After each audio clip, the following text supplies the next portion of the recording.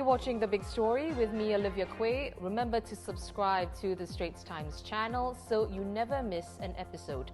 The first BTO project in the Greater Southern Waterfront is expected to be launched within the next 3 years, which will essentially kickstart the transformation of the area into a mega waterfront development along Singapore's southern coast. 6,000 HDB flats and 3,000 private housing will be built on the 48-hectare site of the Keppel Club, indicated by the red boundary here.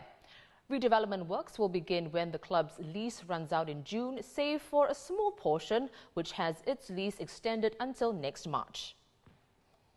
Let's find out more about this project from housing correspondent Michelle Ng. Michelle, 48 hectares, 9,000 public and private homes. The development is huge. What else can you tell us about the significance of the site? Yes, so this is a very sizable development. We can definitely expect to see a number of BTO projects launched over the years, similar to what we saw in Bidadari. In Bidadari, there were BTO projects progressively being launched from 2015 to 2021. So today, Minister Desmond Lee announced that the first BTO project is expected to launch within 3 years.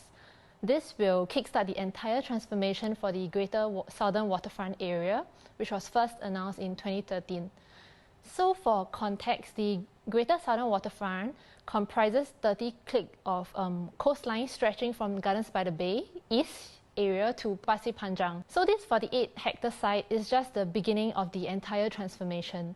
And to have 6,000 HDB flats there means that everyday Singaporeans, I guess just like you and I, will have the chance to experience waterfront living in a very coveted and central location.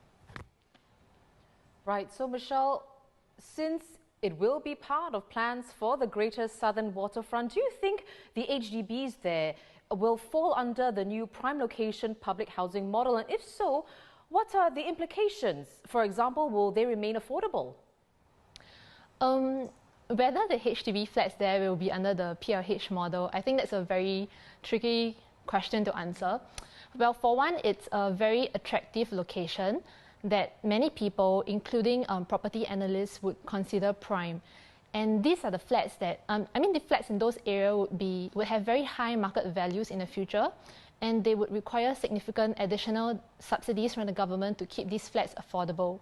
But right now at this juncture, the HDB is not yet confirming if the BTO projects there will be under the PLH model.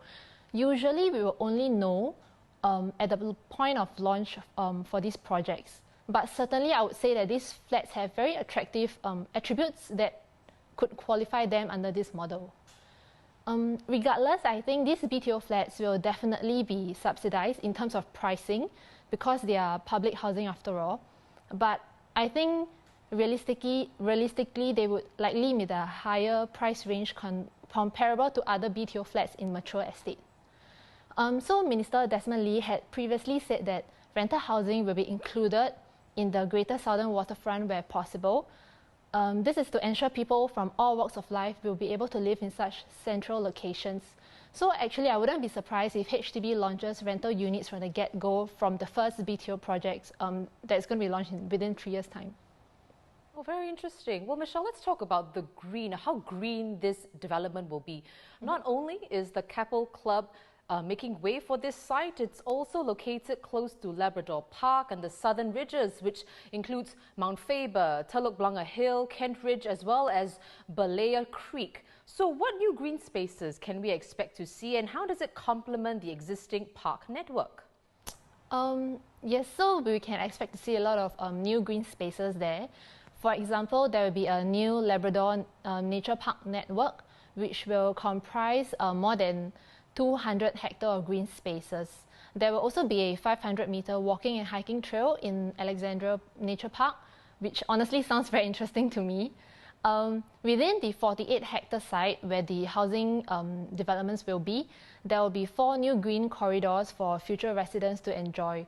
So these 4 green corridors will cut across the entire housing estate, and these will be like recreational spaces for residents to hang out in the evening and just throughout the day. And there will also be walking trails throughout the estate that are connected to the 2 MRT stations nearby. These are Labrador Park and Telok Blangah MRT station on the Circle Line. So in future, people can just take leisure walks there if they want to get to the MRT station.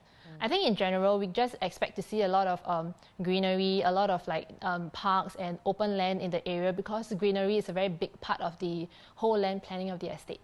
Thanks so much, Michelle. Housing correspondent Michelle Ng. You can read more about this upcoming redevelopment at straitstimes.com.